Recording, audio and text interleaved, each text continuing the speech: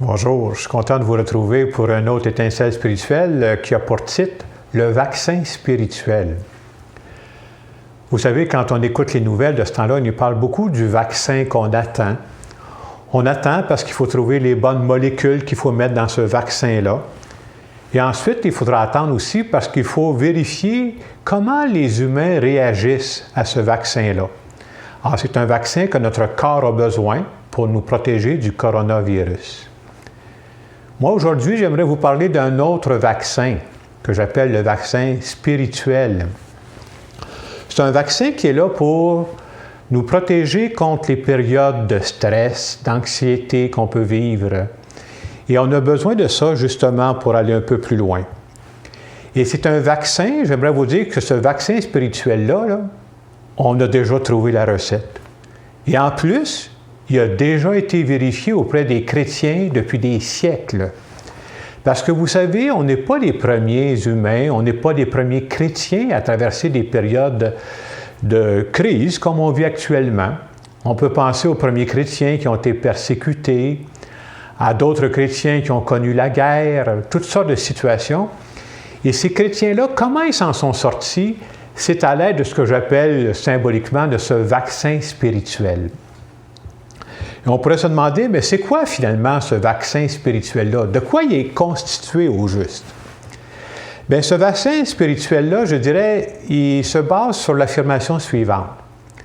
Quand on vit une période de grands changements, comme c'est le cas actuellement, c'est très important de revenir sur les vérités de foi qui ne changent pas, qui sont toujours là dans notre vie. Alors, le vaccin spirituel, il se base là-dessus, sur nos vérités de foi qui ne changeront jamais, puis il vient nous aider justement à dépasser les peurs. Parce que c'est normal qu'on ait peur de temps en temps, à dépasser nos craintes.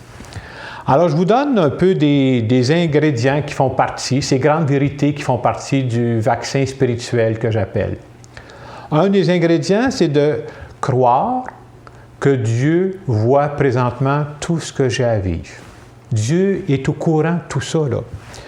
Dieu prend soin de ce dont j'ai besoin actuellement. Et d'y croire, ça vient m'aider à retrouver la paix intérieure, là.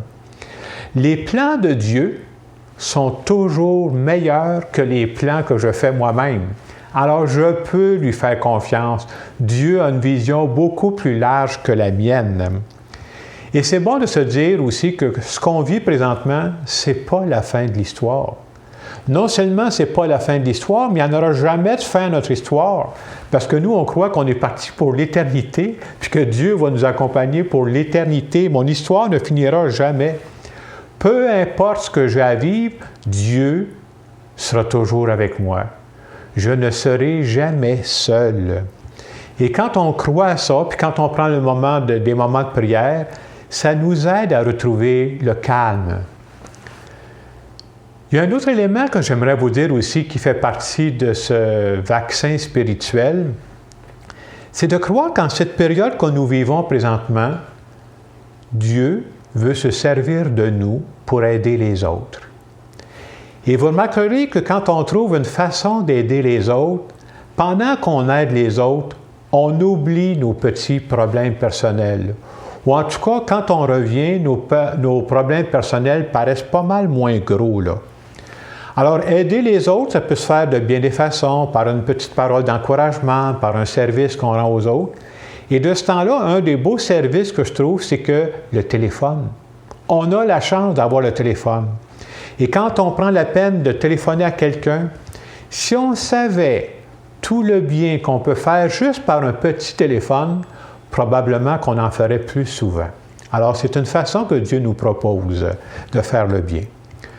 Voilà, je vous ai donné quelques ingrédients qui font partie du vaccin spirituel. Et comme je vous disais, il est déjà testé, ce vaccin-là. Je vous garantis qu'il marche. Ça fait des siècles que les chrétiens reviennent à ces grandes vérités de foi-là et que ça leur permet de dépasser les difficultés, de dépasser les malheurs qui peuvent nous arriver. Et je voudrais vous partager un extrait du psaume 22 que je trouve très beau et qui peut aussi nous donner de l'espérance. Le Seigneur est mon berger. Je ne manque de rien. Sur des prés d'herbes fraîches, il me fait reposer. Il me mène vers les eaux tranquilles et me fait revivre. Il me conduit par le juste chemin pour l'honneur de son nom. Je ne crains aucun mal, car tu es avec moi, ton bâton me guide et me rassure.